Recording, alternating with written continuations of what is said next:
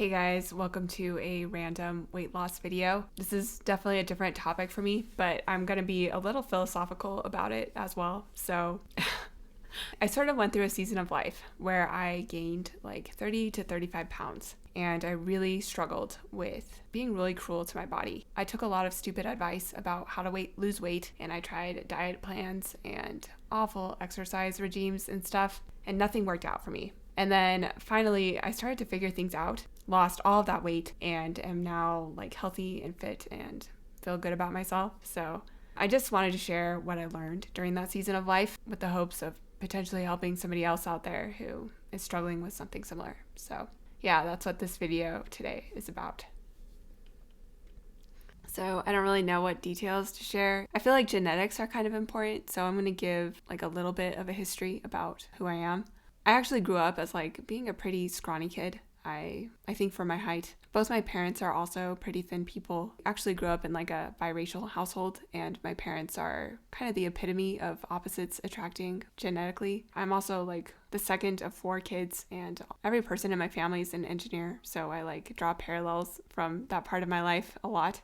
I gained my first 25 pounds after I graduated from engineering school in my first job. It happened really quickly, too. It only took place in about 4 months. After I quit that job, I came home and I gained another like 10 to 15 pounds or something. Yeah, it was a really hard time of my life, just like several years trying to come back to like a state of healthiness. So the first thing that I learned is that weight loss is all about energy balances. This is kind of an engineering parallel as well. In chemical engineering, we have this main equation called the mass and energy balance equation, and it is energy in minus energy out plus generation equals accumulation. This is like perfect for weight loss. So energy in would be like your calorie intake, your nutrition. Energy out would be your exercising, your calorie expenditure. I think most people focus on those 2 variables when it comes to weight loss. I actually discovered that your primary thing that you need to focus on is the 3rd variable, which I'll talk about next.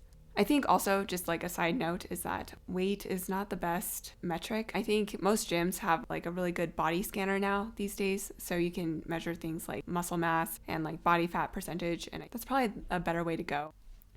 So the second thing that I learned has to do with this energy generation term, and in chemical engineering it's kind of a complex thing, but essentially what it is like the energy of your internal system would be emotions. Like a common definition for emotions is energy in motion.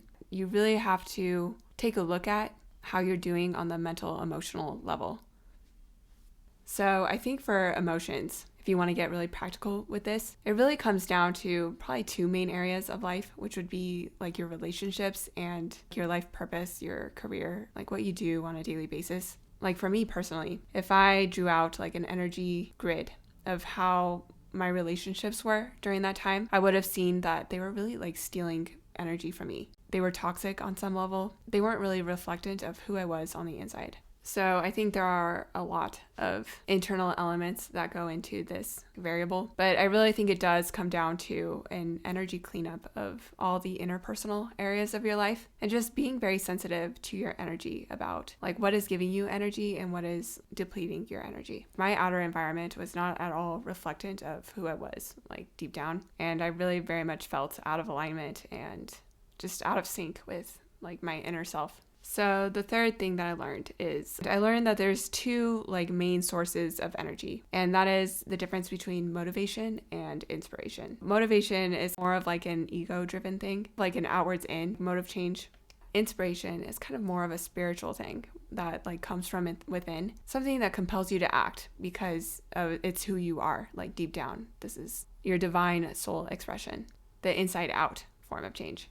Like probably 90% of people out there act from a place of motivation. I would say that's where I was at when I was like trying to do these extremely restrictive diet plans and stuff. But the way that you unlock inspiration as a mode of being is you have to get in alignment with like your core level desires. And there's a very easy way to figure out what your core desires are. Typically what I do is I just make 2 lists of things. I just sit down and write down what I want, like what I want in life in general. In my second list, I sort of abstract out a list of the feelings that I think that would give me.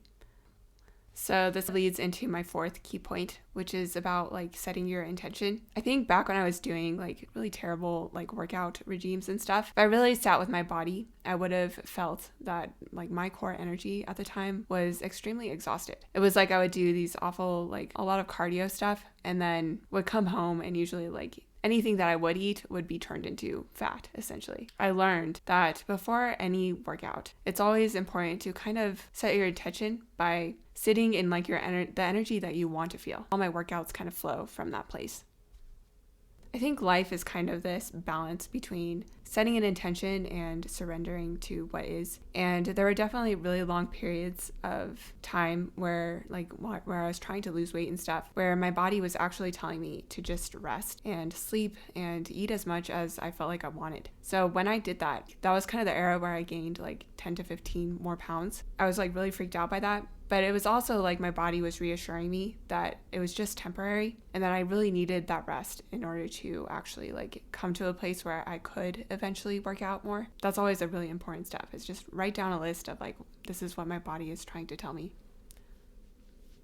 So the fifth thing that I learned, this is like the actual practical application, like the current schedule that I'm on exercise wise. I actually went through like a 90-day program where I had a fitness coach for a little while. And he said that like 50% of your workouts should really be resistance training. Like the next 40% should be nutrition and like paying attention to what you're eating. And then the next 10% should be cardio. So very little of what you do should be cardio. And I feel like from all the people that were like giving me terrible advice, this whole chart was like flipped for them. I did 90 days of weight training. I will say that the first 30 days were awful. I did it 5 days a week. I'm not going to pretend like I was always flowing from a state of inspiration while I was doing that. But I actually grew to really love it. Weightlifting is like one of my favorite hobbies now, and I do it consistently just because I enjoy it. So in terms of schedule, it's kind of like I said before, like you should have kind of a healthy balance between surrender and intention. And this is sort of the schedule that I ultimately ended up flowing to, totally like intuitive governed. I actually have like a seasonal cycle. The seasons are like perfectly split, like 3 months per season of the year. And the weather like also reflects everything. Yeah, my diet and my workout plans really flow well with that. Like summer, I'm always like really high protein intake. I do more cardio during that time frame. And then in the winter, I pretty much rest the whole time. I eat more carbs and I pretty much like flow pretty well between those two seasons. And in terms of diet, I went through like a lot of phases where I was really restricting myself and being very kind of cruel and harsh to my body and restricting what I ate. Calorie counting and stuff like that.